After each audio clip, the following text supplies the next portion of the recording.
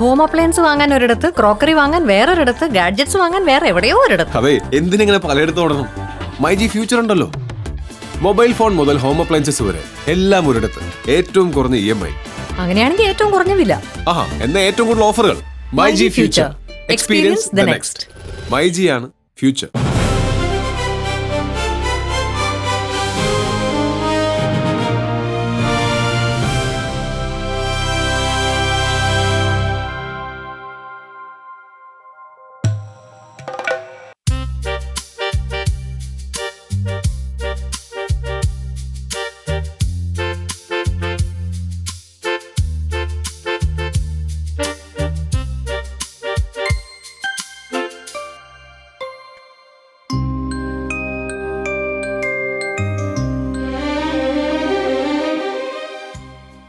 അറുപത്തഞ്ചിലോ 66 കഴിഞ്ഞു പോയ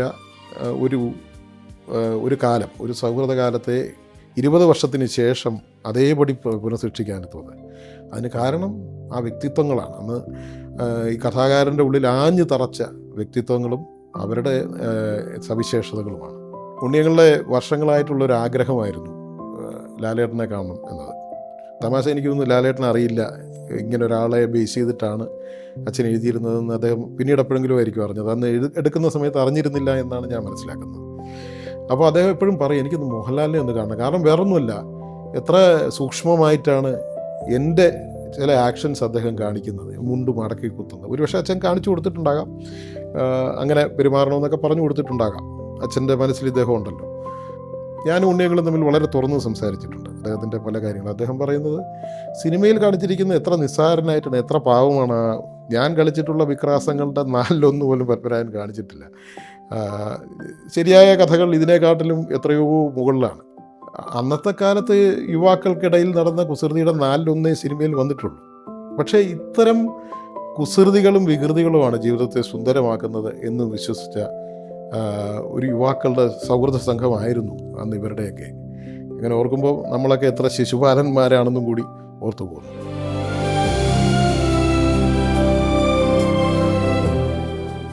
എന്നെ എപ്പോഴെങ്കിലും നേരിൽ കാണുമെന്ന് പ്രതീക്ഷിച്ചിരുന്നോ? അത് ചോദിച്ചാൽ അത് വളരെ മുമ്പേ മനസ്സിൽ അത് പതിഞ്ഞിരുന്നൊരു കാര്യമാണ്. അത് മനസ്സിൽ തീരുമാനിച്ചാൽ, ഞാനാണെങ്കിൽ എൻ്റെ സ്വഭാവം അനുസരിച്ച് ഒരു കാര്യം തീരുമാനിച്ചാൽ അത് നടത്തിയിരിക്കും, അങ്ങനെയാണ് ശീലം. അപ്പോൾ ഉള്ളിൽ ഒരു പ്രതീക്ഷ ഉണ്ടായിരുന്നു. അത് ഇങ്ങനെ വളർന്നു ഇരുന്നു. സാവധാനം ഇപ്പോൾ സംഭവിച്ചു. ഇപ്പം എന്നെ ആദ്യം കണ്ടപ്പോൾ എന്താ തോന്നിയത്? ആദ്യം കണ്ടപ്പോൾ ഞാൻ പറയുകയാണെങ്കിൽ വാക്കുകൾ വരാൻ പറ്റാത്ത മാതിരി ഉള്ളിൽ ഒരു തരിപ്പ് തോന്നി. അത് ശരിക്കും തരിപ്പാണ്. അപ്പോൾ എന്താണെന്ന് വെച്ചാൽ ഇതിൽ ഈ ക്യാരക്ടറിൽ നിന്നോ അഭിനയത്തിൽ നിന്നോ വ്യത്യസ്തമായിട്ട് ഒരു വേവ് ലെങ്ത്ത് രണ്ടുപേരും തമ്മിലുണ്ടായിട്ട് ആ വേവ് ലെങ്ത്താണ് ഈ ഉള്ളിൽ അടുപ്പിക്കുന്നത്. അത് ശക്തിയാണ്. അത് അപൂർവമായ വ്യക്തിത്വത്തിൻ്റെ ശക്തി കൂടിയായിട്ടാണ് ഞാൻ കണക്കാക്കണേ. അതുകൊണ്ട് എനിക്ക് വളരെ സന്തോഷം. അടുത്ത കാലത്തൊന്നും ഇങ്ങനെ ഒരു ആഹ്ലാദകരമായിട്ടുള്ള ഒരു ഓഷോൻ്റെ ഒക്കെ ഭാഷയിൽ ജോയ് തോന്നിയത് കഴിഞ്ഞു. അത് വളരെ സന്തോഷമുള്ളത്. അത് ആരോഗ്യത്തിന് വരെ ഗുണം ചെയ്യുന്നു. അതാണ് എൻ്റെ അടുത്ത് പറഞ്ഞു. എത്ര 87 വയസ്സായെന്ന് പറഞ്ഞല്ലേ? അത് വയസ്സൊന്നൊരു സാധനം ഉണ്ടോ? വയസ്സുണ്ടോ? ഇല്ല. ആ പ്രായത്തിൻ്റെ കാര്യങ്ങളൊക്കെ ഇങ്ങനെ നടന്നുകൊണ്ടിരിക്കുന്നു. അല്ലാതെ ചിലതൊക്കെ ഉണ്ട്. പിന്നെ അക്സെപ്റ്റൻസ് പഠിച്ചു കഴിഞ്ഞു. ടോട്ടൽ വെറും പാർഷ്യൽ അല്ല, ടോട്ടൽ അക്സെപ്റ്റൻസ്. അപ്പോൾ തന്നെ പകുതി വിഷമം കഴിഞ്ഞു. പിന്നെ അങ്ങനെ കഴിഞ്ഞു പോകുന്നു. എല്ലാവരുമായിട്ട് ഇങ്ങനെ പോയിക്കൊണ്ടിരിക്കുന്നു. അതാണ് സ്ഥിതികൾ. അതാണ് വളരെ നമ്മുടെ സിനിമയാണല്ലോ തൂവാനത്തുമ്പികൾ. അതങ്ങ് എവിടെ വെച്ചാണ് കാണുന്നത്? തൂവാനത്തുമ്പികൾ ഞാൻ കാണുന്നത് ദുബായിൽ വെച്ച്. അന്ന് ഗലറിയ തിയേറ്ററിൽ അവിടെ വെച്ചിട്ടാണ് ആദ്യമായിട്ട് കാണുന്നത്. അപ്പോൾ 1-2 അടുത്ത് ഉള്ള സുഹൃത്തുക്കൾ കൂടിയിട്ടാണ് പടം കണ്ടത്. പടം കണ്ടിരുന്നതോട് കൂടിയിട്ട് ഞാൻ ആദ്യം അന്തം വിട്ടുപോയി എന്ന് പറഞ്ഞാൽ എൻ്റെ ജീവിതത്തിലുണ്ടായിരുന്ന കാര്യങ്ങളൊക്കെ അതേപടി അല്പസ്വല്പം പൊടിപ്പത്തൊങ്ങലൊക്കെ സിനിമയിൽ കാണും. പക്ഷേ ഇതിനു മുമ്പ് ഞാൻ ചില സിനിമകളിൽ അഭിനയിച്ചിട്ടുണ്ട്. അഭയം, നെല്ല് ഇതിലൊക്കെ ക്യാമറ പേശി അവർ അത് കാണുമ്പോൾ നമ്മളെങ്ങനെയാണ് നടന്നു വരിക എന്നുള്ളത് അറിയാൻ ഉള്ളൊരു ഇതുണ്ടല്ലോ, അങ്ങനെ കാണും. പക്ഷേ ഇത് കണ്ടപ്പോൾ ഇത് എൻ്റെ ജീവിതമാണ് ഈ കാണുന്നത്. ആ കണ്ടത് വളരെ ഉള്ളിൽ തട്ടിക്കുന്നു. അത്ര അത് ആ ക്യാരക്ടർ, ജയകൃഷ്ണൻ എന്ന് പറഞ്ഞ ക്യാരക്ടർ അതിമനോഹരമായിട്ട് തോന്നി. അപ്പൊ അതിൽ ഏത് സീനാണ് ഏറ്റവും പെട്ടെന്ന് നമുക്ക് സിനിമ കണ്ടുവന്നപ്പം ചില സീനുകൾ മനസ്സിൽ പതിവില്ല, ഏത് സീനാണ് ഏറ്റവും കൂടുതൽ ഒരു ഇമ്പാക്റ്റ് ഉണ്ടാക്കിയത്? അത് ഉണ്ടായിട്ടുള്ളതെന്ന് വെച്ചാൽ അതിൽ ചോദിക്കുകയാണെങ്കിൽ സിനിമ അഭിനയിച്ച ഏത് സിനിമയാണ് ഏറ്റവും ഇഷ്ടപ്പെട്ടത് ചോദിച്ച മാതിരി ഇരിക്കുന്നത്, എന്നാലും പറയാൻ സാധിക്കും. അതിൽ പ്രണയഭാഗങ്ങൾ ഉള്ളത്, പിന്നെ ഈക്വലി മറ്റേ സുഹൃത്തുക്കളായിട്ടുള്ള ഇത് രണ്ടും ഇമ്പോർട്ടൻ്റാണ്. പ്രണയം നടന്നുകൊണ്ടിരിക്കുന്നു, അപ്പുറത്ത് സുഹൃത്തുക്കളായിട്ടിരിക്കുന്നു, ഈ രണ്ട് തരത്തിലുണ്ട്. അപ്പോൾ ഇവിടെ വീട്ടിൽ നിന്നുള്ളത് നാട്ടിൻപുറത്തിൻ്റെ ഒരു പേഴ്സണാലിറ്റി, അതൊന്ന് വേറെ. അത് കഴിഞ്ഞ് പിന്നെ സ്വാതന്ത്ര്യം കിട്ടിയോട് കൂടിയിട്ട് വന്ന നഗരത്തിൽ വരുമ്പോൾ ഉണ്ടാകുന്ന മാറ്റങ്ങൾ, അത് രണ്ടും ബാലൻസ് ചെയ്തിട്ട് രണ്ടിനും ഒന്നും പ്രത്യേകത മറ്റൊന്നുമില്ല, രണ്ടിനും ഈക്വലായിട്ടാണ് ഞാനത് കാണുന്നത്. അത് എന്നെ വളരെയധികം പിടിച്ചിരുത്തി കാണിച്ചു. ആ യഥാർത്ഥ സംഭവങ്ങൾ നടന്നത് കാര്യമായ വ്യത്യാസങ്ങളൊന്നുമില്ലാതെ, നാരങ്ങ വെള്ളത്തിൻ്റെ കാര്യം പറഞ്ഞതായാലും വേണ്ടില്ല, അപ്പുറത്ത് ആട്ടുനില വാങ്ങിക്കാൻ പോയിട്ടും ഇതൊക്കെ നടന്ന സംഭവങ്ങൾ അതേപടി അങ്ങേയറ്റം അതോടുകൂടി ആത്മാർത്ഥതയോട് കൂടിയിട്ട് ദൃഢനിശ്ചയത്തോട് കൂടിയിട്ട് അങ്ങ് ചെയ്തിട്ടുള്ളത് എന്താണെന്ന് വെച്ചാൽ ആ ആഴങ്ങളിലേക്ക് ഇറങ്ങി തന്നിട്ട് മനസ്സിലാക്കിയിട്ട് ചെയ്തുകൊണ്ടാണ് അത് അത്രയും എഫക്റ്റീവായിട്ട് വന്നാണ് എൻ്റെ അഭിപ്രായം. അപ്പൊ കൂട്ടുകാരെ, സുഹൃത്തുക്കൾ എന്ത് പറഞ്ഞു അത് കണ്ടു കഴിഞ്ഞിട്ട്? സുഹൃത്തുക്കൾ എന്ത് പറഞ്ഞു? ദുബായിൽ വന്ന സുഹൃത്തുക്കൾ പറഞ്ഞത് ഞങ്ങൾ കണ്ട ഉണ്ണിമേനല്ല ഈ കാണുന്നത്. കാരണം അത് വർഷങ്ങൾ കഴിഞ്ഞിട്ടാണ് അവർ കാണുന്നത്. ഇത് വേറെ വേഷം കെട്ടാണ് ഇവിടെ നടന്നിരുന്നത്, ടൗണിൽ നടന്നിരുന്നത് വേറെ രൂപമാണ്. അവിടെ ഞാൻ വളരെ പെർഫെക്റ്റായിട്ട് ചടക്കമായിട്ട് ഗൾഫിൻ്റെ രീതിയിലുള്ളതാണല്ലോ. അപ്പോൾ അവരുടെ മുമ്പിൽ വേറൊരു മുഖമാണ് എൻ്റെ കണ്ടിട്ടുള്ളത്. അത് അവർ ഇതുമായിട്ട് പൊരുത്തപ്പെടില്ല. പക്ഷേ പിന്നീട് ഫലം കണ്ടിട്ട് അവർക്ക് കുറേശ്ശെ സ്വഭാവങ്ങളും മനസ്സിലായി. ഈ കമ്പനി കൂടുതലും ലാവിഷായിട്ട് പൈസ ചെലവ് ചെയ്യലും ഒക്കെ ഉണ്ട്. ആ ശീലം ആണ് കാണിച്ചെടുത്ത്. അത് ഒരു സമ്പാദിക്കുക എന്നൊരു ഉദ്ദേശം മനസ്സിലുണ്ടായില്ല, ഒന്നാമത് അതിൻ്റെ ആവശ്യം ഉണ്ടായിരുന്നില്ല. അപ്പോൾ ധാരാളം ആളുകളെ സഹായിക്കുക, ജോലി എപ്പോഴും സെലിബ്രേഷൻ, അതും ഈ നിമിഷം സെലിബ്രേറ്റ് ചെയ്യുക എന്നുള്ളത് വേറെ ഒന്നും ആലോചിക്കേണ്ട കാര്യമില്ല. മറ്റേ നമ്മുടെ കയ്യാമിൻ്റെ അതിൽ പറഞ്ഞ മാതിരി പോയ തുറത്ത് പാപം വരാൻ പോണതിനെ കുറിച്ചുള്ള ഭീതി ഇതൊന്നും ഇല്ലാത്ത രീതിയിൽ ഇന്നിൽ അത് ആദ്യം മുതലേ ചെയ്ത് വളരെ മുമ്പേ ഞാൻ ചെയ്തിരുന്നത് പിന്നീട് മനസ്സിലായത്. നടന്നിരുന്ന പ്രോസസ്സ് ഇതായിരുന്നു പിന്നെ അറിയണത്. അങ്ങനെ സുഖമായിട്ട് നന്നായിരുന്നു. ഇപ്പോഴും അങ്ങനെ തന്നെ, ഒരു വ്യത്യാസവും ഇല്ല. എനിക്ക് യാതൊരു മാറ്റവും വരെ വന്നിട്ടില്ല, ആറ്റിറ്റ്യൂഡിനൊന്നും മാറ്റം വന്നിട്ടില്ല. പിന്നെ ഈ പ്രായത്തിൻ്റെ പേരിലുള്ള ചില വാർദ്ധക്യ സഹജമൊക്കെ ഉണ്ടല്ലോ, അതല്ലാണ്ട് ആറ്റിറ്റ്യൂഡിൽ എനിക്ക് ഒരിക്കലും തോന്നിയില്ല. ഒരിക്കലും അതിനെക്കുറിച്ച് മുമ്പ് ചെയ്തതിൽ ചില തെറ്റുകളുണ്ടോ അതൊന്നും പ്രശ്നമല്ല, തോന്നിയിട്ടില്ല. എനിക്ക് പെർഫെക്റ്റായിട്ട് എനിക്ക് നല്ലതെന്ന് തോന്നി ഞാൻ ചെയ്തിട്ടുണ്ട്. എല്ലാവർക്കും നല്ലതേ ചെയ്തിട്ടുള്ളൂ, ഒരു ദോഷം ചെയ്തിട്ടില്ല. ഉപകാരങ്ങളൊക്കെ ചെയ്ത് വീട്ടിൽ പക്ഷേ വേറൊരു മുഖം കാണിക്കും, നഗരത്തിൽ വേറൊരു മുഖം കാണിക്കും. അതാണ് ആ ഡബിൾ പ്രശ്നം. ഡബിൾ ചിലപ്പോൾ ട്രിപ്പിളുമായിട്ട് മാറുന്നത്. ഇതൊക്കെ കഴിഞ്ഞിട്ട് പെട്ടെന്നൊരു മുങ്ങും, പിന്നെ കാണില്ല. ആ ഒരു ഭാഗത്ത് ചോദിക്കുന്നുണ്ട്, നീ മുങ്ങിയിട്ട് എപ്പോഴാണ് വന്നതെന്ന് പറഞ്ഞ് ചോദിക്കുന്നത്. ആ ബസ് ഓണർ ബാബു ചോദിക്കുന്നത് അത് തന്നെ അതിലുണ്ട്. ഇപ്പോൾ അതിലെനിക്ക് വളരെ ഇഷ്ടപ്പെട്ടൊരു ഭാഗം വരുന്നത് ഈ ഋഷിയെ മുറിയുടെ ഉള്ളിലാക്കിയിട്ട് താങ്കൾ നടന്നു വരുന്നൊരു ഭാഗമുണ്ട്. അത് എൻ്റെ മനസ്സിൽ പോവില്ല, അത്ര ഗംഭീരമായിട്ടുള്ള ഒറിജിനലായിട്ടുള്ള അതെനിക്ക് വളരെ ടച്ചിങ്ങായി തോന്നി. കാരണം അത് പത്മരാജനും കണ്ടിട്ടുണ്ട്, ആ സീൻ കണ്ടിട്ടുണ്ട്. അതുകൊണ്ടാണ് അത് പറഞ്ഞ് മനസ്സിലാക്കിയിട്ടുണ്ടായിരിക്കുന്നത് ഞാൻ വിചാരിക്കണം. അത്ര അസലായിട്ടുണ്ട്. എന്നാൽ അത് കഴിഞ്ഞിട്ട് ഞാൻ പിന്നെ ആരോടും പറയാതെ കൊണ്ടാണ് പറയുന്നത് പെരുവല്ലൂർക്ക്. ഈ പെരുവല്ലൂർ എന്ന് പറഞ്ഞാൽ പത്മരാജന് വലിയ ഇഷ്ടപ്പെട്ട പേരാണ് പെരുവല്ലൂർ. അതിന് ഞാൻ ടെലഗ്രാമിൽ കാണാം പെരുവല്ലൂർ എന്ന് പറയും. എപ്പോഴും ചോദിക്കാറുണ്ട്, പെരുവല്ലൂരിനെ കുറിച്ച് പറയാറുണ്ട്. അപ്പോൾ അതൊക്കെയാണ് അങ്ങനെ ആ ഇതിലുണ്ടായിട്ടുള്ളതൊക്കെ ഒരു സംതൃപ്തിയുടെയും. നമ്മുടെ സിനിമ തൂവാനത്തുമ്പയിൽ എന്ന് പറയുന്നത് 500 പ്രാവശ്യം കണ്ട ആൾക്കാരെയൊക്കെ എനിക്കറിയാം. അപ്പം അതിലെ പ്രണയം എന്ന് പറയുന്നത് വളരെ ഒരു തീവ്രവും എന്നാൽ ഒരുപാട് തലങ്ങളുള്ള പ്രണയമാണ് ആ സിനിമയിൽ. അതിലെ പ്രണയം പോലെ തന്നെയായിരുന്നു അങ്ങയുടെ പ്രണയവും, ആ അമ്പലം കാര്യങ്ങളൊക്കെ അത് ശരിക്കും സംഭവിച്ചാണോ ചോദിക്കുന്നതിൽ ബുദ്ധിമുട്ടുണ്ടോ? അത് ഈ വാനത്തുമ്പികൾ എന്ന സിനിമയിലത്തെ സത്ത എന്ന് പറയുന്നത് ഈ പ്രണയം രണ്ട് ഭാഗത്തും, മറ്റേതും ഈ രണ്ടും സത്ത. അപ്പോൾ ഞാൻ അവിടെ ഈ ആദ്യം കണ്ടുമുട്ടുന്നതും അത് മനസ്സിൽ ഇതിനു മുമ്പും എത്രയോ സ്ത്രീകളും പെൺകുട്ടികളെയും ഒക്കെ കണ്ടിട്ടുള്ളതാണ്. പക്ഷേ അതിലൊന്നും വിട്ട് അതുകൊണ്ട് ഒരു ക്രോണിക് ബാച്ചുലറായിട്ട് കഴിയണമെന്ന് പോലെ മനസ്സിൽ ഉറപ്പിച്ചിരുന്നതാണ്. പക്ഷേ ഒരു ഏതോ ഒരു നിമിഷത്തിൽ അങ്ങ് കണ്ടുപോകും. ഇതേ സംഗതി ഈ പത്മരാജനും ഇതിൻ്റെ വേറൊരു രൂപത്തിലുണ്ടായിട്ടുണ്ട്. അത് പിന്നീട് വരുന്ന കാര്യമാണ്. അപ്പോൾ ഇതിൽ ഈ പ്രണയം വന്നതോട് കൂടിയിട്ട് അതിനായി പിന്നെ അന്നൊക്കെ കത്തെഴുത്തിൻ്റെ ഒരു കാലഘട്ടമാണ്, ഒരു വലിയ കാലഘട്ടമായിരുന്നു. കത്തെഴുതുക, അത് കൊണ്ടുകൊടുക്കുക, അതൊക്കെ അതിന് ഉത്തരം കിട്ടുക, അങ്ങനെയുള്ള അറിയാമല്ലോ, അതിനെക്കുറിച്ച് അറിയാൻ. അപ്പോൾ അങ്ങനെ കത്തെഴുതിയിട്ട് എന്ത് വെച്ചാൽ കത്ത് കൊടുക്കും. അത് ചിലപ്പോൾ അതിന് തടസ്സങ്ങളൊക്കെ ഉണ്ടായിന്ന് വരുമ്പോൾ മാറി നിൽക്കും. അപ്പോൾ ഈ കത്തിൽ എഴുതുമ്പോൾ പ്രണയത്തിൻ്റെയും അപ്പം അന്ന് കോളേജ് കുമാരന്മാരെയും കോളേജ് കുമാരികളെയൊക്കെ അങ്ങേയറ്റം പിടിച്ചു വിളിച്ച ഒരു സാഹിത്യകാരുണ്ടായിരുന്നു എൻ മോഹനൻ.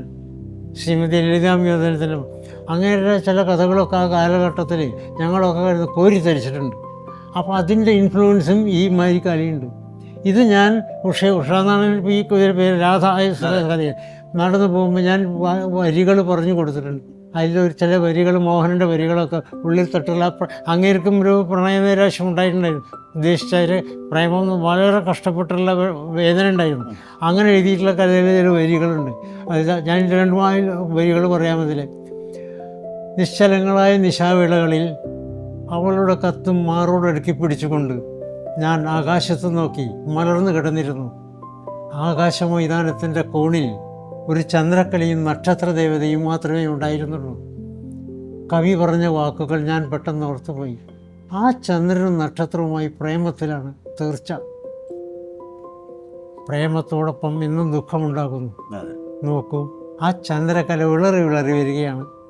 ഇനി അവനെ കാണാൻ അവിടെ ഓടിയെത്തുന്ന ഈ നക്ഷത്ര കന്യക അവൻ്റെ ശൂന്യമായ സിംഹാസനം കണ്ട് വിതുമ്പി കരഞ്ഞു നിൽക്കും.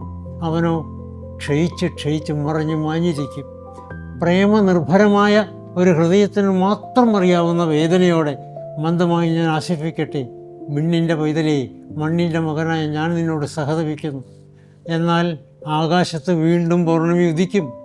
നീലമിഴികളിൽ നീർപ്പളുങ്കുമായി ആതിരത്താരം കാത്തു നിൽക്കുകയും ചെയ്തേക്കാം. പക്ഷേ ഭൂമിയിൽ മാത്രം പോയ വസന്തങ്ങൾ തിരിച്ചെത്തുന്നില്ല, കൊഴിഞ്ഞുപോയ പൂവുകൾ വീണ്ടും വിരിയുന്നതുമില്ല. ഇങ്ങനെ പോകുന്നുണ്ട്. ഈ വരികൾ ഉള്ളിലുള്ള ബ്ലഡിലുള്ളതാണ് അതൊക്കെ. അപ്പോൾ ഈ നിലയ്ക്ക് ഇങ്ങനെ പോയിക്കൊണ്ടിരിക്കുമ്പോൾ അവിടെ കോളേജിലേക്ക് പോയി അപ്പോൾ കോളേജ് എന്ന് പറഞ്ഞാൽ അന്ന് താങ്കൾ ചെയ്ത പറഞ്ഞ മാതിരി തന്നെ ഈ പ്രിൻസിപ്പൾ ഇന്ന കയ്യിൽ നിന്ന് മദ്യം കുടിച്ചിട്ടുള്ളതെന്ന് പറഞ്ഞ മാതിരി മാഷന്മാരൊക്കെ പരിചയമുള്ളവരാണ്. ആ കഥയിൽ ഒരു ട്വിസ്റ്റ് എഴുതിയിട്ടുണ്ട്. അതൊന്നുമില്ല, അങ്ങനെ എതിർപ്പ് അവിടെ എല്ലാം ഉണ്ടായിട്ടുണ്ട്. എതിർപ്പ് വീട്ടിൽ ഭാഗത്തുനിന്ന് ഉണ്ടായിട്ടുണ്ട്.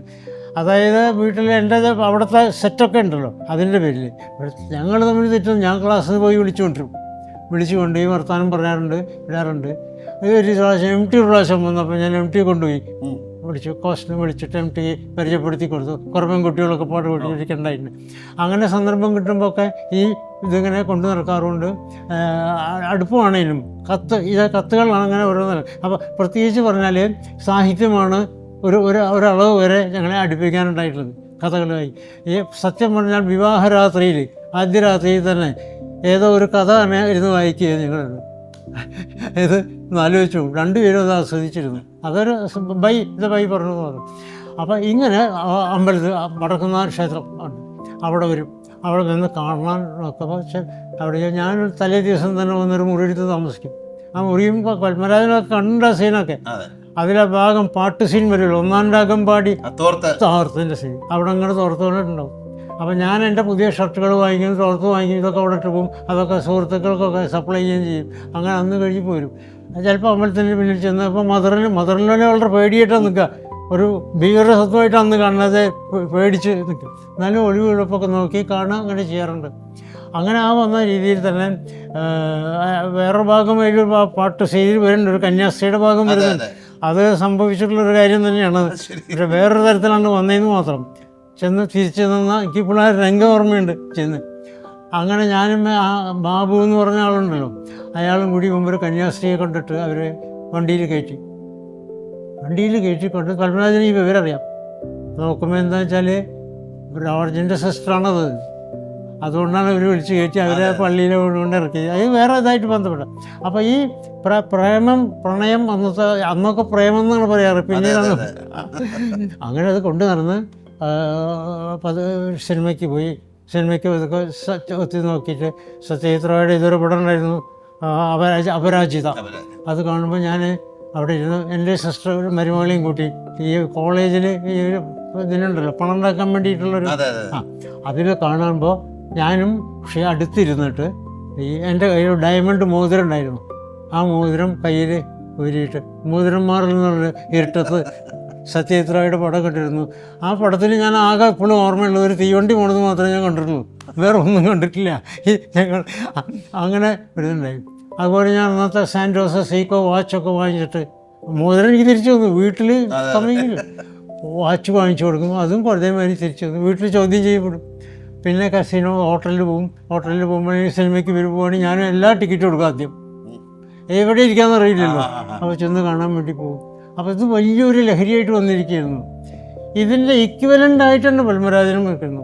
ഓരോ പ്രാവശ്യം വന്നിട്ട് പറഞ്ഞു അന്നത്തെ ചരിത്രങ്ങൾ പറയും, ഇന്നുണ്ടായത് എങ്ങനെയാണ്. അപ്പോൾ അതിനെക്കുറിച്ചൊക്കെ നല്ല ഉള്ളിൽ തട്ടിയിട്ട് മനസ്സിലാക്കിയിട്ടുണ്ട്.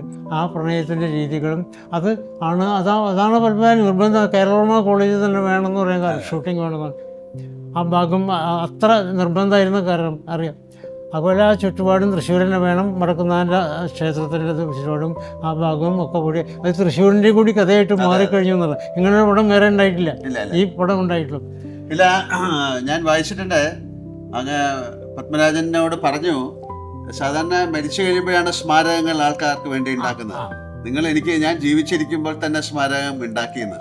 അങ്ങനെ അത് വളരെ ആ പടം കണ്ടിട്ട് എനിക്കുണ്ടായി തോന്നിയ എൻ്റെ തോന്നലതാണ്, ആദ്യത്തെ തോന്നലതാണ്.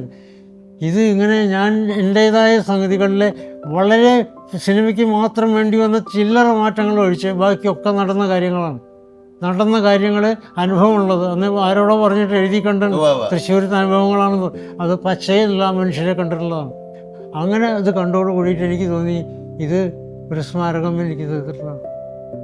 അത് ജീവിച്ചിരിക്കും. സാധാരണ ഇത് മരിച്ചു കഴിഞ്ഞാലേ കിട്ടുക. ഇത് പറഞ്ഞു രാധാലക്ഷ്മി വീണ്ടും വാചകം ഇത് ചരിക്കാൻ പറയാറുണ്ടായിരുന്നു. അതാണ് ഞങ്ങളുടെ അവസാനത്തെ കണ്ടുമുട്ടലിലാണ് അത് പറഞ്ഞിട്ടുള്ളത്. അതായത് ഞാൻ പാരമൗണ്ട് ഹോട്ടലിൽ താമസിക്കുക. എനിക്കന്ന് പിറ്റേ കാലത്ത് ഫ്ലൈറ്റിന് പോകണം. അപ്പോൾ ആ പോകുമ്പോൾ പത്മരാജൻ മദ്രാസ് ഫ്ലൈറ്റിൽ വരിക. ഇപ്പോൾ ചെന്നൈയിൽ നിന്നാണ് പറയുക ആ ഫ്ലൈറ്റിൽ വരിക.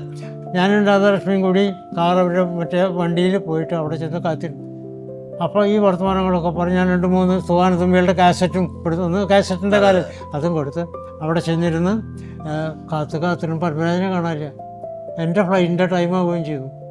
ഞാൻ വേഗം പറഞ്ഞു, എന്താ ചെയ്യുക, ഞാൻ പോകാണ്ടിരിക്കുന്നു. ഞാൻ ഉടനെ വേറൊരു ടാക്സി വിളിച്ചിട്ട് പാരമൗണ്ടിൽ പോയിട്ട് അപ്പോൾ പാക്ക് ചെയ്ത് നിൽക്കുമ്പോഴേക്കും പറന്ന് പത്മരാജനും രാധാലക്ഷ്മിയും അവിടേക്ക് എന്നെ കാണാൻ പറ്റും.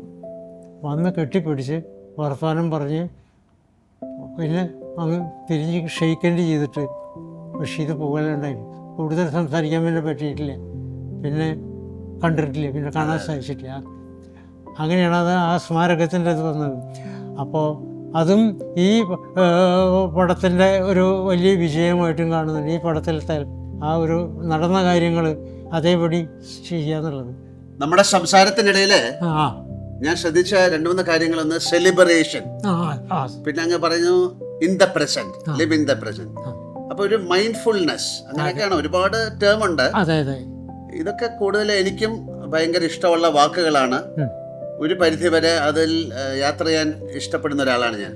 എങ്ങനെയാണ് ഇത്രയും ജീവിതം സെലിബ്രേറ്റ് ചെയ്തു, അല്ലെങ്കിൽ സെലിബ്രേറ്റ് എന്നുള്ള വാക്കല്ല, ഇത്രയും ആഘോഷിക്കപ്പെട്ട ഒരു ജീവിതം നടത്തിക്കൊണ്ടിരിക്കുമ്പോൾ അങ്ങ് ഓഷോയിലേക്ക് തിരിഞ്ഞത് എങ്ങനെയാണ്? തിരിഞ്ഞ ഓഷോയിലേക്ക് ഇത് ഞാൻ ആദ്യം മുതലേ തന്നെ ഞാൻ പറഞ്ഞല്ലോ, ഒരു സമൃദ്ധിയിലൂടെയാണ് വളർന്നു വന്നത്. ലാവിഷായിട്ടുള്ള ജീവിതമായതുകൊണ്ട് ഇത് ഒരു വിഷമമില്ലാതെ കണ്ട് വളർന്നു വന്ന ആളാണ് ഞാൻ. അപ്പോൾ ആ വളർന്നു വന്നിട്ടുള്ള രീതിയിൽ നിന്ന് പിന്നെ തിരിച്ച് വന്നിട്ട് മറ്റേ വീട്ടിൽ ദുബായിലൊക്കെ പോയി ഒരിടത്തൊക്കെ വന്നതിൻ്റെ ഇടയിൽ എന്ത് പറ്റി വെച്ചാൽ എനിക്ക് എൻ്റെ 2 ആൺമക്കളുണ്ടായിരുന്നു. ഒരാൾ MSc ഫസ്റ്റ് ക്ലാസ് ആയിരുന്നു, വേറെ ആൾ MA ആയിരുന്നു. ഈ 2 പേരും ഒരു ഗ്യാപ്പ് വന്നു. അവർ 2 മാസത്തെ ഗ്യാപ്പിൻ്റെ ഉള്ളിൽ ഈ 2 പേരും മരിച്ചു പോകേണ്ടായി. അപ്പോൾ പിന്നെ എന്ത് പറ്റി വെച്ചാൽ എനിക്ക് പിന്നെ ബാക്കി കൂട്ടുകാരെ ഇതൊക്കെ വിട്ടുമാറി ഞാൻ വൈഫിനെ കെയർ ചെയ്യണം എന്നുള്ളൊരിതിലായി. അങ്ങനെ വന്ന സന്ദർഭത്തിലാണ് ഒരു ഓഷോൻ്റെ ഒരു പുസ്തകം കിട്ടി, രമണ മഹർഷിയുടെയും ഒരു പുസ്തകം കിട്ടി. അത് വായിച്ചപ്പോൾ വൈഫിനത് വളരെയധികം ഞാൻ പിന്നെ വൈഫിനെ സമാധാനിപ്പിക്കാനായിട്ടാണ്. അപ്പോൾ ഇതിലേക്ക് തിരിയാൻ വന്നിട്ടുള്ള ഒരു കാരണം ഈ പറഞ്ഞ ഒരു സംഭവമാണ്. പക്ഷേ അതിൻ്റെ ഉപരിയായിട്ട് അത് വായിച്ചു വന്നതോട് കൂടിയിട്ട് ഞാൻ അങ്ങേയറ്റം ഞാൻ കണ്ടിട്ടുള്ളതിനും വെച്ച് പഠിച്ചിട്ടുള്ളതിനും ഏറ്റവും ഇൻ്റലിജൻ്റായിട്ടുള്ള ഒരു ഓഷമാണ്. ആ വാക്കുകൾ ഇംഗ്ലീഷ്, അമേരിക്കൻ ഇംഗ്ലീഷുണ്ട്, ഇംഗ്ലണ്ടിലുണ്ട്, പക്ഷെ ഇങ്ങനെ ഒരു ഇന്ത്യൻ ഇംഗ്ലീഷുണ്ട്. അതിൻ്റെ ഒരു ശക്തി, ആ ഫോഴ്സ് അറിയാലോ. സൂപ്പർബ് എന്നൊക്കെ പറഞ്ഞില്ലേ പുള്ളി, ഇഡിയോട്ടിക്, അങ്ങനെ ചില പ്രയോഗങ്ങളുണ്ട്. അപ്പോൾ ഓരോന്നും പറഞ്ഞ് ആ സെന്നിൻ്റെയും മറ്റേ സൂഫികളുടെയും ഓരോ കഥകൾ പറഞ്ഞിട്ട് ഉള്ളിൽ കയറിയിട്ട് ഓരോ ദുഃഖം ആവശ്യമില്ല, ഒന്നും സംഭവിച്ചിട്ടില്ല, ഇതങ്ങേരെ ഇതിൽ നിന്ന് കെട്ടിയിട്ടുള്ളതാണ്. പണ്ടൊരു രാജാവിൻ്റെ കഥ പറഞ്ഞിട്ട്, രാജാവിൻ്റെ മകൻ മരിച്ചിട്ട് രാജ്ഞി രാജാവ് കരയില്ലേ, ചിരിച്ചിരിക്കുക. അപ്പോൾ രാജ്ഞി ചോദിച്ചു, എന്താ നിങ്ങൾ കരയാതിരിക്കുന്നത്? ഞാനിപ്പോൾ ഒരു സ്വപ്നം കണ്ടുള്ളൂ, എൻ്റെ 12 കൊട്ടാരത്തിൽ 12 മക്കളുണ്ട്, ആ 12 പേരും മരിച്ചു. ഇതിൽ ആരെക്കുറിച്ചിട്ടാണ് ഞാൻ ദുഃഖിക്കേണ്ടത്? ഈ മരിച്ചു കിടക്കണ മകനെ കാണിച്ചാൽ മറ്റുള്ള ഇത് 2 ഒപ്പമാണ്. സ്വപ്നത്തിൻ്റെ ഒരു ഇത് വന്നിട്ട് ഇങ്ങനെ പറഞ്ഞിട്ട്. അപ്പോൾ ഇങ്ങനെയുള്ളൊരു സന്ദർഭം വന്നതോട് കൂടിയിട്ട് എനിക്കത് വായിച്ചു കഴിഞ്ഞിട്ട് ഓഷോനെ പിന്നെ ബുക്കുകൾ മുഴുവൻ വാങ്ങിക്കാൻ പോയി. ഇപ്പം എൻ്റെ ബ്രദറിലോ വന്നിട്ട് രാജൻ പൂനെയിൽ നിന്ന് വരുത്തി ബുക്കുകൾ കൊടുത്തരും, നല്ല ഒറിജിനൽ ബുക്കുകളെന്ന്.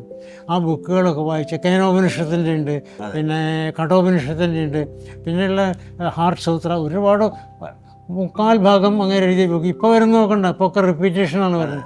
അത് വായിച്ചിട്ട് എനിക്ക് അങ്ങനെ ഗോഡ് എന്നുള്ള വാക്ക് അധികം അറിയാലോ, ഉപയോഗിക്കില്ല. എക്സിസ്റ്റൻസ്, ലവ്, അതുമ്മലാണ് അങ്ങനെ പഠിച്ചത്. ലവിനെ കുറിച്ചിട്ടാണ് ഓഷോ പറഞ്ഞത്. സ്നേഹം, അത് ലവ് എന്നല്ല നമ്മളുടെ ഈ സാധാരണ വ്യവഹാരത്തിലുള്ള ലവ് നിന്നും ഉപരിയായിട്ടുള്ളത് പോസിറ്റീവായിട്ടുള്ള ലവാണ്. അങ്ങനെ ഗോഡ് എന്ന് പറഞ്ഞാൽ ഉദ്ദേശിക്കുന്നത് ഈ ലവ് തന്നെയാണ്.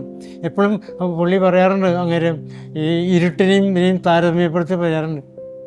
ഈ വെളിച്ചവും ഇരുട്ടും നമ്മൾ കമ്പയർ അറിയാമല്ലോ. അതിൻ്റെ വെളിച്ചം പിന്നെ എന്നെ ചേസ് ചെയ്യണമെന്ന് പറഞ്ഞ് ഇരുട്ട് ചെല്ലും ഒക്കെ ആയിട്ടുള്ള കഥകൾ ഇങ്ങനെ അത് പറയാൻ തുടങ്ങിയാൽ ഒരുപാടുണ്ടത്.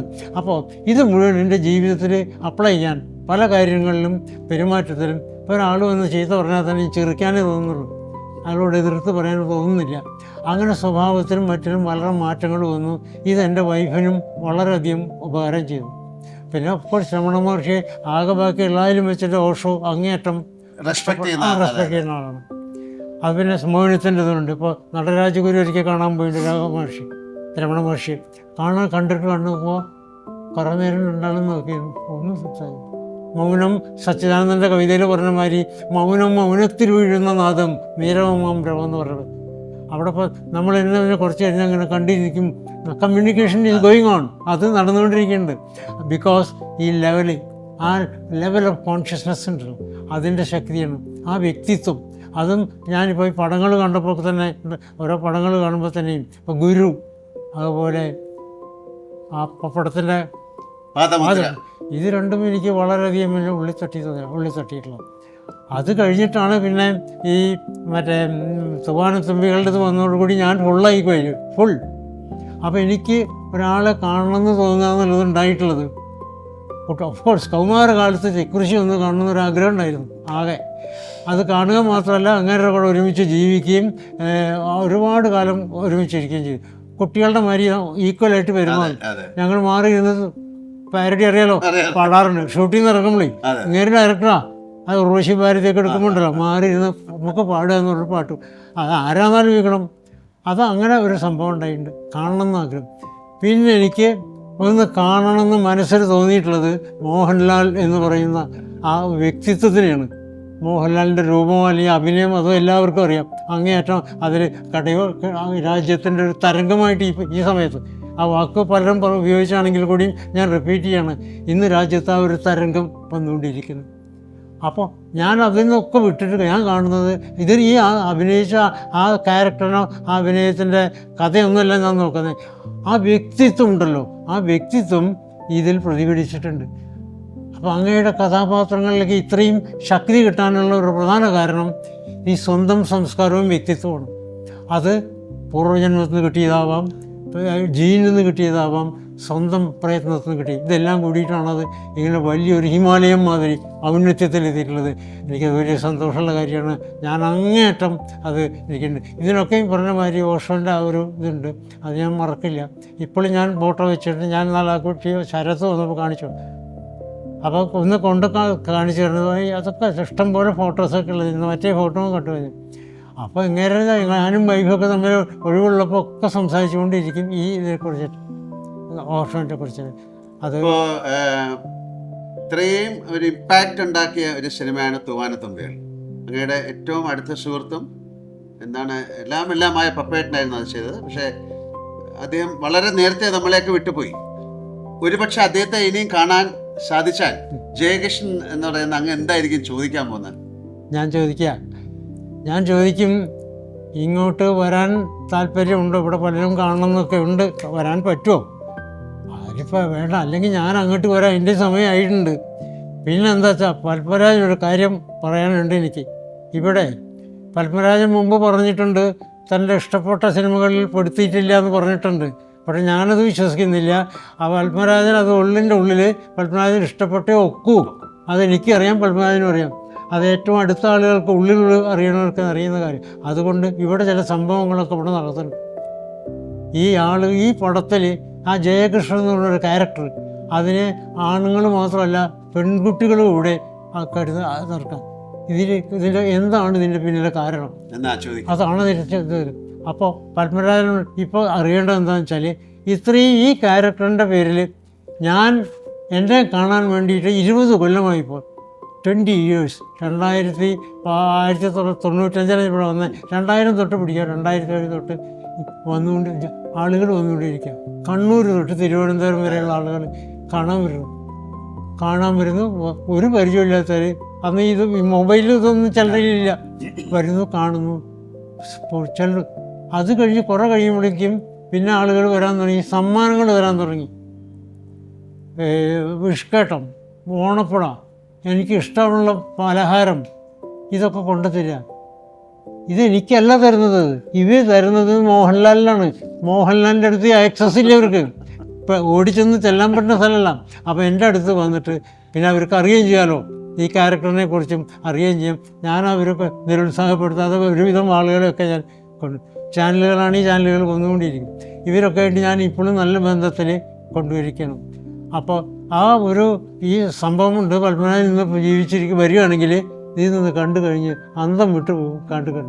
അതുകൊണ്ട് ഇത് ചെയ്യാൻ തന്നെ പ്രധാനപ്പെട്ട കാരണം പത്മരാജനെ എന്നെ ഉൾക്കൊണ്ടുണ്ട്, ഇത് പറഞ്ഞ് മനസ്സിലാക്കി തന്നിട്ടുണ്ടാവും. അതുകൊണ്ടാണല്ലോ അതൊക്കെ ഉൾക്കൊള്ളാനും അത് ചെയ്യാനും പറ്റിയിട്ട്. ഇതാണ് ഞാൻ ചോദിക്കുക. ഞാൻ അദ്ദേഹത്തിൻ്റെ ചെയ്ത സിനിമകളെല്ലാം, ഒരുപാട് സിനിമകൾ ചെയ്തിട്ടുണ്ട്, എല്ലാത്തിലും ഭയങ്കര വ്യത്യസ്തത പുലർത്തുന്ന കഥാപാത്രങ്ങളാണ് ചെയ്തിരിക്കുന്നത്. ഇപ്പം സീസണായാലും, ദേശാടന കിളികരാറില്ല, കരിയിലക്കാറ്റ് പോലെ, അതിലെല്ലാം. പക്ഷേ അതല്ല നമുക്ക് പാർക്കാൻ മുന്തിരിത്ത് പോലെ, ഇതിലെല്ലാം ഒരു പ്രത്യേക പ്രണയമാണ്. പക്ഷെ അതെല്ലാം ആൾക്കാർ മറന്നിട്ട് ഇതിലേക്ക് അവർ ഒഴിച്ചെല്ലുകയാണ്. അദ്ദേഹം പപ്പേട്ടൻ കാലിക്കറ്റ് വെച്ചിട്ടാണ് നമ്മളെ വിട്ടു പോകുന്നത്. ഞാനാണ് ആദ്യം കാണുന്നത് അദ്ദേഹം കിടക്കുന്നത്. അപ്പൊ എന്നിട്ട് അതൊരു വല്ലാത്തൊരു മൊമെന്റ് ആയിരുന്നു. വളരെ അത്രയും അധികം അടുപ്പം ഉണ്ടായിരുന്നു ഞാനും പപ്പേട്ടൻ. അതുകൊണ്ടായിരിക്കാം ഇത്തരം സിനിമകൾ ഇന്നും ഓർമ്മിക്കപ്പെടുന്നത്. സീസണായാലും എല്ലാ സിനിമ കാണുമ്പോഴും അതിന് ഒരു പുതുമ ഇപ്പോഴും നിലനിർത്താൻ സാധിച്ചിട്ടുണ്ട്. തീർച്ചയായിട്ടും ആ എഴുത്തിൻ്റെയും അദ്ദേഹം മനസ്സിലാക്കിയ കഥാപാത്രങ്ങളുടെ ശക്തിയാണെന്ന് ഞാൻ വിശ്വസിക്കുന്നു. ഇനി ഞാനൊരു കാര്യം ചോദിക്കട്ടെ. എന്നെ ആദ്യമായി കണ്ടപ്പോൾ അങ്ങക്ക് എന്ത് തോന്നി എന്നുള്ളതെന്ന് എനിക്കറിയാമെന്ന്. ഒരുപാട് പ്രാവശ്യം അങ്ങനെ കാണണം എന്നൊക്കെ എനിക്കും തോന്നിയിട്ടുണ്ട്. അതിന് ചില ആൾക്കാർ സൗകര്യം ഒരുക്കാമെന്നൊക്കെ പറഞ്ഞു. അപ്പോഴൊക്കെ എന്തോ അത് സംഭവിച്ചില്ല. പക്ഷെ ഇപ്പോഴും ഇങ്ങനെ ശരത്ത് എൻ്റെ അടുത്ത് വന്ന് പറഞ്ഞപ്പോഴും ഞാൻ പറഞ്ഞു തീർച്ചയായിട്ടും കാണാം. അപ്പൊ എന്ത് തോന്നിയെന്ന് ചോദിക്കുന്നതിൽ അങ്ങയുടെ മുഖത്തെ ആ ഒരു നിഷ്കളങ്കതയാണ് എന്നിലേക്ക് പ്രതിഫലിച്ചത്. അയ്യോ സന്തോഷം. അതൊരു ഞാൻ ചോദിച്ചു അദ്ദേഹത്തെ നേരത്തെ കാണുമെന്ന് വേണ്ട, എനിക്ക് ആ മൊമെന്റ് എന്ന് പറയുന്നതാണ് അതാണ് എൻ്റെ അംഗീകാരം അല്ലേ. ഞാനൊരു സിനിമ ചെയ്തിട്ട് ഇതുപോലെ വേറെ ആളുടെ റെഫറൻസ് ഉള്ള സിനിമകളൊക്കെ ഞാൻ ചെയ്തിട്ടുണ്ട്, പക്ഷെ ഇത്രയും ഇമ്പാക്റ്റ് ഉണ്ടാക്കിയ ഒരു സിനിമ. അപ്പൊ എന്ത് തോന്നി എന്നുള്ളത് അതെനിക്കും അങ്ങ് പറഞ്ഞ പോലെ ഒരു 1000 കുപ്പി വീഞ്ഞ് കുടിച്ച സുഖം കിട്ടി എന്ന് പറഞ്ഞാൽ ശരിയായിരിക്കും. കാര്യം ഒരു പ്രത്യേക തരം ഒരു എക്സ്റ്റസിയിൽ ഒരു മൊമെന്റ് ആണ്. ആ ഒരു മൊമെന്റിലേക്ക് എന്നെ ഏറ്റവും ഇഷ്ടപ്പെടുന്ന അല്ലെങ്കിൽ ഞാൻ ഇഷ്ടപ്പെടുന്ന എത്രയോ ആൾക്കാർ ഇപ്പോഴും സംസാരിച്ചു കൊണ്ടിരിക്കുന്ന ആ ചിത്രത്തിലെ ആ കഥാപാത്രത്തെ ഞാൻ മുൻപ് കാണുക എന്ന് പറയുമ്പോൾ അയ്യോ ഞാൻ എന്നുള്ളൊരു ഒരു പ്രത്യേക മാനസികാവസ്ഥയാണ്. അത് നമുക്കൊരു പക്ഷേ അത് അങ്ങേക്ക് പറഞ്ഞാൽ മനസ്സിലാവില്ല, അത് അങ്ങേക്കും മനസ്സിലായെന്ന് എനിക്ക് തോന്നുന്നു. ഞാനെന്താ വെച്ചാൽ വേറെ ഈ പത്മരാജൻ ഇത് പടം ചെയ്യുന്ന കാര്യത്തിൽ എന്തൊക്കെ കാര്യങ്ങളാണ് നിർദ്ദേശങ്ങളൊക്കെ തന്നിട്ടുണ്ടാവും. ആ നിർദ്ദേശങ്ങളെ കുറിച്ചിട്ട് എന്തെങ്കിലും പറയാനുണ്ടാവും അറിയാൻ? അല്ല, അവിടെ വെച്ചിട്ട് നമ്മൾ ഒരിക്കലും കണ്ടുമുട്ടിയില്ല. ഞാൻ പപ്പേൻ്റെ അടുത്ത് ചോദിച്ചിട്ടുമില്ല. അന്ന് അങ്ങ് ആ സമയത്ത് അവിടെ ഇല്ലേ? ഒരു തരത്തിലും പിന്നെ അങ്ങയെ കുറിച്ചോ അല്ലെങ്കിൽ അങ്ങയുടെ ഇങ്ങനെ അറിയാവുന്നോ ഒന്നും അത് പറഞ്ഞിട്ടില്ല. കാര്യം അതൊരു സ്ക്രിപ്റ്റിന്റെ ഒരു ഇതാണ്. അല്ലെങ്കിൽ പിന്നെ അത്തരം കാര്യങ്ങൾ മനസ്സിലാക്കാനും ഞാൻ ശ്രമിച്ചില്ല. പല സമയത്തും ചില കഥാപാത്രങ്ങൾ അവതരിപ്പിക്കുമ്പം അതിന്റെ റെഫറൻസ് ഉള്ള ചില ആൾക്കാരെ കാണണമെന്നൊക്കെ എന്നോട് ചോദിച്ചിട്ടുണ്ട്. ഇപ്പൊ പെട്ടെന്ന് പറയാം, ഒരു സിനിമ കമ്പനി എന്നൊരു ഫിലിമുണ്ട്. കമ്പനി അത് ഒരു വലിയ പോലീസ് ഓഫീസറുടെ കഥയാണ്. അദ്ദേഹം ഉള്ള ആളാണ്, ഇപ്പോഴും ഞാൻ അദ്ദേഹമായിട്ട് ബന്ധമുണ്ട്. അപ്പൊ ഞാൻ അദ്ദേഹത്തെ കാണണ്ടെന്ന് പറഞ്ഞു. പക്ഷെ ആ സിനിമ കഴിഞ്ഞപ്പോൾ അദ്ദേഹം പറഞ്ഞു, എൻ്റെ കൂടെയുള്ള ആൾക്കാർ പറയുന്നത് ഇങ്ങനെയാണ് ഞാൻ പെരുമാറുന്നത്, ഇങ്ങനെയാണ് എൻ്റെ ജസ്റ്റേഴ്സ്. അത് അറിയാതെ സംഭവിക്കുന്ന ഒരു കാര്യമാണ്. ഒരുപക്ഷെ പപ്പേട്ടൻ അങ്ങയെക്കുറിച്ച് കൂടുതൽ പറഞ്ഞു കഴിഞ്ഞിരുന്നെങ്കിൽ അത് എങ്ങനെയാവുമെന്ന് എനിക്കറിയില്ല. അപ്പൊ പപ്പേട്ടനെ ഇതിനെക്കുറിച്ച് സംസാരിക്കുകയോ ഒന്നുമില്ലായിരുന്നു. പിന്നെ അദ്ദേഹം എൻ്റെ ഉദകപ്പോൾ ആ പുസ്തകങ്ങളൊക്കെ ഉണ്ട്. എന്നാലും എനിക്ക് അദ്ദേഹത്തെ ഇത്ര പരിചയം ഉണ്ടായിരുന്നു. കാര്യം അതൊന്നും അല്ലായിരുന്നു. അതെ, പപ്പേട്ടൻ്റെ സിനിമ പോലും ഒരു സെലിബ്രേഷനാണ്, ഷൂട്ടിംഗ് ആയിട്ട് നമ്മൾ കണക്കാക്കാറില്ല. അത് അദ്ദേഹമായിട്ടുള്ള എൻ്റെ അടുപ്പം, പിന്നെ ആ യൂണിറ്റിൽ വരുന്ന അദ്ദേഹത്തിന്റെ സുഹൃത്തുക്കൾ വരാറുണ്ട്. അന്ന് വരുന്ന വർഗീസ്, നമ്മുടെ കുന്നംകുളം വർഗീസ്, അങ്ങനെ ഒരുപാട് ആൾക്കാർ വരും. അവരാരും തന്നെ ഈ കാര്യങ്ങൾ സംസാരിച്ചിട്ടില്ല. അപ്പൊ അതിന് അങ്ങനെ ഒരു പ്രിപ്പറേഷനോ കാര്യങ്ങളോ ഒന്നുമില്ല. ഇങ്ങനെ സംഭവിച്ച കാര്യമാണെന്ന് പറഞ്ഞില്ല. പക്ഷെ അതിനെക്കുറിച്ച് കൂടുതൽ അറിയാൻ ഞാൻ ശ്രമിച്ചിട്ടുമില്ല. ഒരുപക്ഷെ ആ സിനിമയുടെ വിജയം അതായിരിക്കും ഞാൻ വിശ്വസിക്കുന്നു. പിന്നെ ഇതിന് ഓരോ നിമിത്തമുണ്ട്. ഇപ്പോഴായിരിക്കും നമ്മൾ തമ്മിൽ കാണണം. കാര്യം ഏറ്റവും ആഘോഷിക്കപ്പെട്ട ഒരു സിനിമ, ഇപ്പോഴും ആഘോഷിച്ചുകൊണ്ടിരിക്കുന്ന ഒരു സിനിമയാണ്. അതിലെ 2 പേര്, ഒരാള് റിയലും ഒരാള് റീലുമാണ്, അങ്ങനെ വേണമെങ്കിൽ പറയാം. അത് കണ്ടുമുട്ടുക എന്ന് പറയുമ്പോൾ എനിക്കും എൻ്റെ ജീവിതത്തിലെ ഏറ്റവും വിലയേറിയ ഒരു നിമിഷങ്ങളിൽ ഒന്നായി അത് മാറി. ഒരു സന്തോഷത്തിൻ്റെ ഒരു മുഹൂർത്തമാണിത്. എനിക്ക് അമ്മയൊന്ന് കാണണമെന്ന് വലിയ ആഗ്രഹം ഉണ്ടായിരുന്നു. അത് വളരെ ആദ്യമല്ല. പക്ഷെ അതൊന്നും നടക്കുന്നില്ല. വീട് വിട്ട് ആരും ഇതിന് മുമ്പ് വേറെ രസം, ഇതിനു മുമ്പ് ചിലരൊക്കെ എന്നെ അപ്രോച്ച് ചെയ്ത് വന്നിട്ടുണ്ട്. ഈ തൂവാനത്തുമ്പികൾ പിന്നെയും വേറെ ഒന്നും എടുക്കാൻ പറ്റും. ഞാനവരെ ഓടിച്ചിട്ടുണ്ട്, ഇന്നോ എന്ന് പറഞ്ഞ് വിട്ടിട്ടുണ്ട്. പിന്നെ വേറൊന്നെന്താ വെച്ചാൽ മോഹൻലാലിനെ നമുക്കത് പോയി കാണാം. ചില രാഷ്ട്രീയക്കാരും വലിയ ഓഫീസർമാരും വന്ന് എൻ്റെ അടുത്ത് വന്നിട്ടുണ്ട്. ഞാൻ അവരോട് പറഞ്ഞു, ഞാൻ ഈ വീട് വിട്ടിട്ട് എവിടേക്ക് ഇറങ്ങിപ്പോയി, ഞങ്ങൾ പോകണം. എനിക്ക് അവരുടെ ഉദ്ദേശശുദ്ധി ഉണ്ടല്ലോ, എനിക്കത് ഉള്ളിൽ നിന്ന് മനസ്സിലാക്കാൻ പറ്റുന്നുണ്ട്. അത് എനിക്കത് അറിയാം, എനിക്ക് കാണും, ഞാൻ കാണും, എനിക്ക് എൻ്റെ ഉള്ളിലുണ്ട്. അതാണ് ആ ഇൻറ്റ്യൂഷൻ. അതാണ് അതിൽ വലിയ സന്തോഷമുള്ള കാര്യമാണ്. അത് പിന്നെ ഞാനൊരു കാര്യം തരുന്നില്ല, ഞാനത് ആത്മപ്രശംസ എന്ന് വിചാരിക്കണ്ട.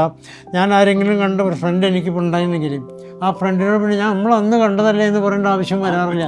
അത് മരിക്കോളം അങ്ങനെയാണ് എൻ്റെ ഒരു ഇതുള്ളത്. അത്ര ആത്മാർത്ഥതയോടുകൂടിയാണ് അതവിടെ പിടിച്ചിരുത്തും. അതെൻ്റെ ഒരു നേച്ചറാണ്. അപ്പോൾ അതിൻ്റെ പേരിൽ എനിക്കറിയാം, ഇനിയിപ്പോൾ ഒരാളും പറഞ്ഞത് കണ്ടില്ല, അടിയുറച്ച് നീക്കെന്താ. നമ്മുടെ സിനിമയിലെ പിന്നെ ആ ക്ലാര എന്ന് പറയുന്ന സുമലതയാണ് അഭിനയിച്ചത്. ആ ക്ലാര എന്ന് പറഞ്ഞാൽ ഒരുപക്ഷെ നമ്മൾ മലയാളത്തിലല്ല, വേറെ ഒരുപാട് ഭാഷയിൽപ്പെട്ട ആൾക്കാരൊക്കെ ഈ സിനിമ കണ്ടിട്ടുണ്ട്.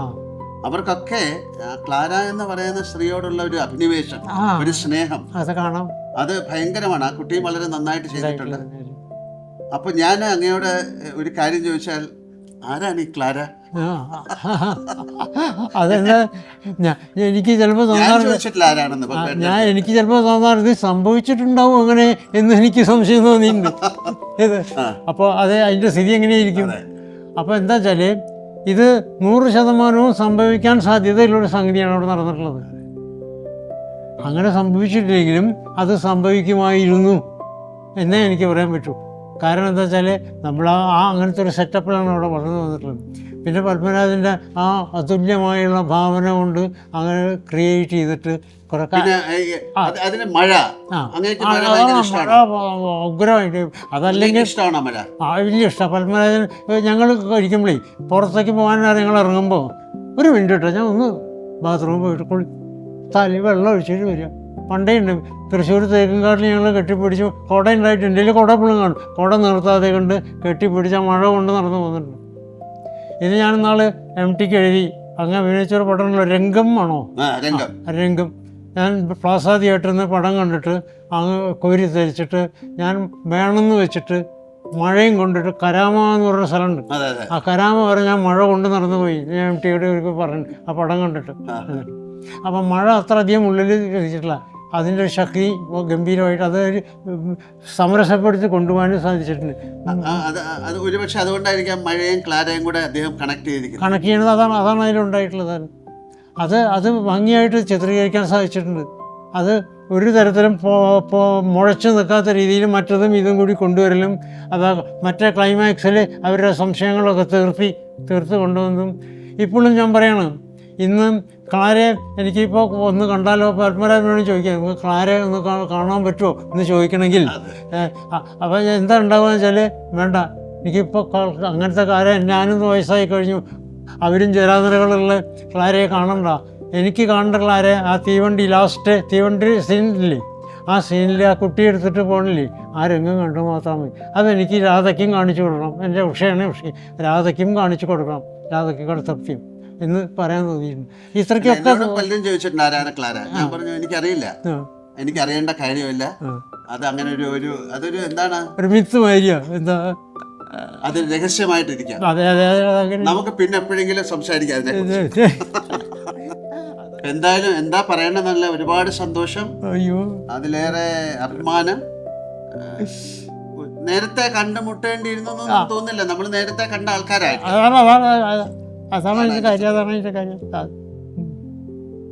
അപ്പൊ വീണ്ടും അടുത്ത് തന്നെ നമുക്ക് കാണാൻ ഒക്കെ ഉണ്ടാകട്ടെ. ഏതായാലും ഒരുപാട് സന്തോഷം. ഇദ്ദേഹം ഇങ്ങനെ ഒരു മുൻകൈ എടുത്തിട്ടേ നമ്മുടെ ശരത്ത് ഇത് ചെയ്തത് വലിയ കാര്യമായി.